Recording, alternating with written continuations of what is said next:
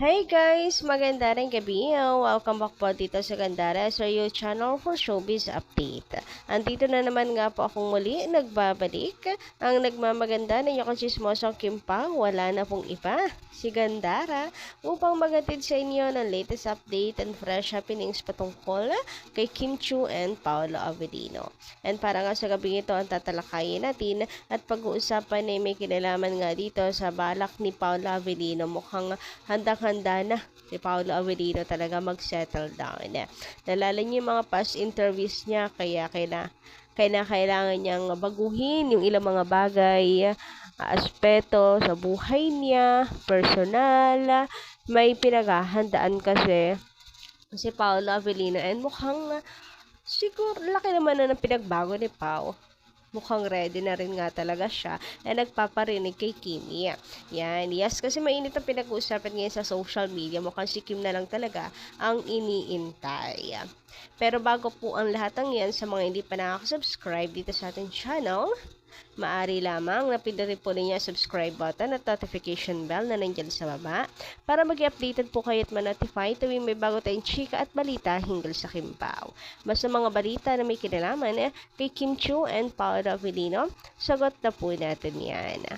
Alam ko, marami dito ang gustong-gusto po na mangyari. Ito, na mag-settle down na ang Kim Pao. Kaya talagang ikatutuwa ninyo ang atin pong balita. Pero, yun nga lang, huwag kayong munang magpapaniwala sa mga nababasa, naririnig yung chika, lalo na kung negative tungkol sa Kim Pao, ha? Sa halip na good vibes, nai-stress kayo. Kagaya nito, sabi dito, ni Relay Denise de la Paz. Ayan, Miss Gandara, may nabasa ako na walang balak pakasalan ni Paolo si Kim. Ibig bang sabihin, pang promo lang ang kaswitan nila? Sad kasi ako kung hindi sila hanggang dulo. Naniwala naman kayo agad sa nabasa nyo.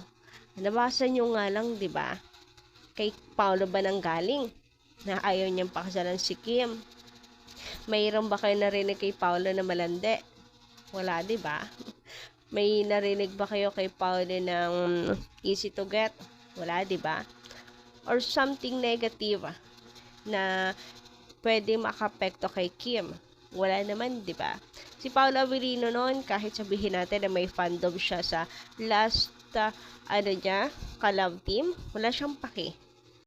Kaya may naririnig tayo sa kanya tungkol sa malande, etc. Kaya ngayon, hindi nyo maaring ibato na may promo kasi kailangan sweet nila Paolo. Hindi kailangan ni Paolo magsalita kasi wrong timing. Kasi, kung hindi talaga gusto ni Paolo, hindi niya gusto. May promo o wala. Wala yung pakialam. Hindi nyo pwedeng ibato yan. Kung wala kayong naririnig kay Paolo, wala kayong naririnig. So, kung may nabasa kayong ganyan, bakit kay Paolo mismo ba nang galing? May mga signs bang pinapakita si Paolo para hindi niya pakasalan si Kim Chiu, etc.?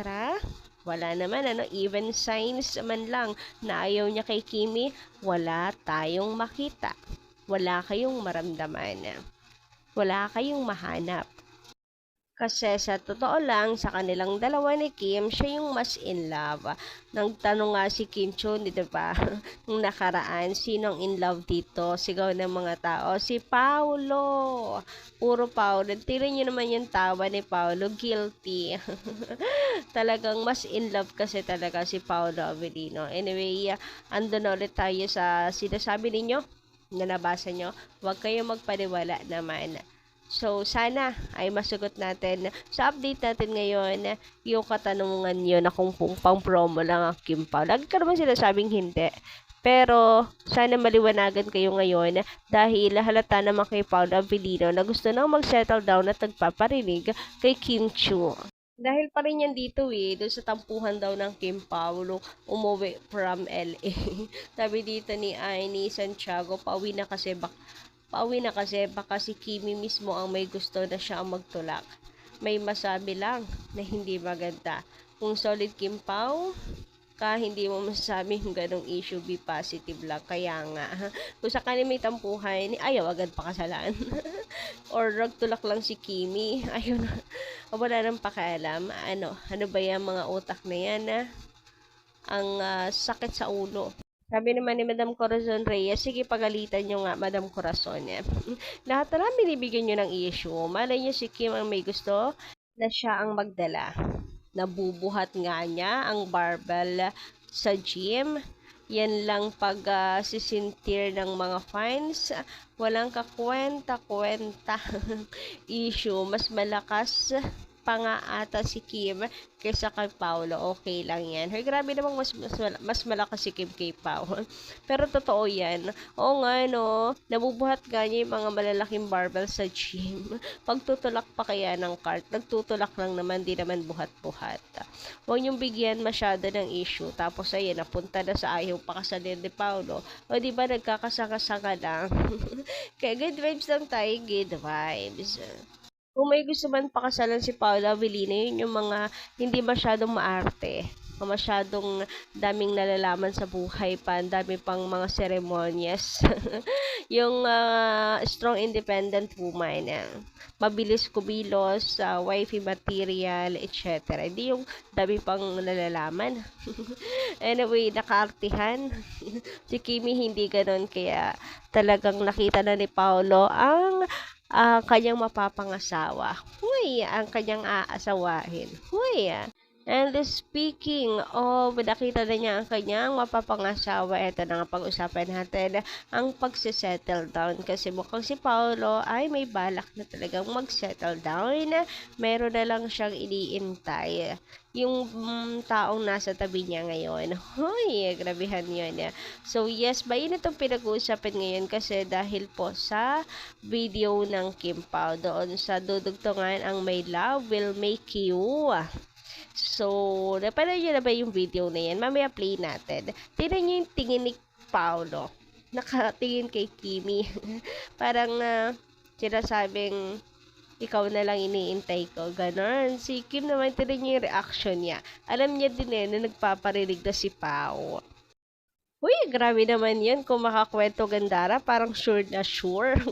Pero dilulo ko lang yun. Ewan ko kayo kung ganon din. Yung sumagi sa isip nyo nung mapanood yung video na to. Hi, I'm Sari, and my love will make you disappear. Hello, I'm Jolo, and my love will make you want to take care of me.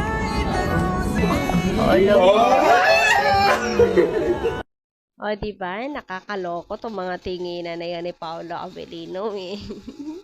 Alam mong, nagpaparinig talaga. Ang galing na talaga ni Paolo, no? Napaka-vocal na niya ngayon. Grabe, ibang-iba na talaga si Paolo Avellino. Grabe, kuhang-kuha na niya yung kiliti ng mga fans talaga. And si Kimi naman, tuwan-tuwa rin yung mga fans naman sa reaction ni Kim Chu. Kimi, ikaw nga naman nagko-comment doon. Ayan na, Kimi, nagpaparinig na sa'yo, oh. Gusto na mag-settle down ni Paolo. Gusto na niya na mag-aalaga sa kanya. Hoy, mag-aalaga talaga naman. Senior na. Charot, hindi. To take care of me kasi. So, parang inaalay na talaga ni Paolo Avellino yung buhay niya kay Kim. Oy, grabe na mapaka-OA. Pero tinan niyo yung reaction dito ni Kim Cho. Ang cute talaga naman. Grabe tong Kim Pao na pakakakilig. Sabi nga po reactions na ibang fans. Haha, endgame na. May nanalo na. Si Kim yata ngayon ang naging nonchalant. Parang nagpalit kayo ni Kim. Love it. Wow. Grabe. Natahimik kasi si Kim Chui. Napatingin na lang kay Pao. Nagbaliktad na nga. Mas madaldal na parang si Paolo Avellino ngayon. Mas makulit na. Mas bumabanat. Mas palabay ngayon. Si Kim Chu sa atras, tameme, nagiging nonchalant, di na makaimik. Grabihan nga naman yun. Oo nga, parang nagkakabaliktad na yung Kim Pao. Iba talaga yung nagagawa ng love. Sus ko. Ang Kim Pao, parang teenager. Samantala, sabi naman dito, halaka. Gusto na magpaalaga ni Cholo. Nagpaparinig na ata ang Paulo. My love will make you want to take care of me. Hoy, grabihan. Lakas talaga na makahugot ni Paolo. Lakas na rin bumanat no? Anyway, hanggang dito lang po muna ang ating update. Maraming salamat guys sa inyo pong pakikinig at pakikisama sa ating mga updates ngayong gabing ito.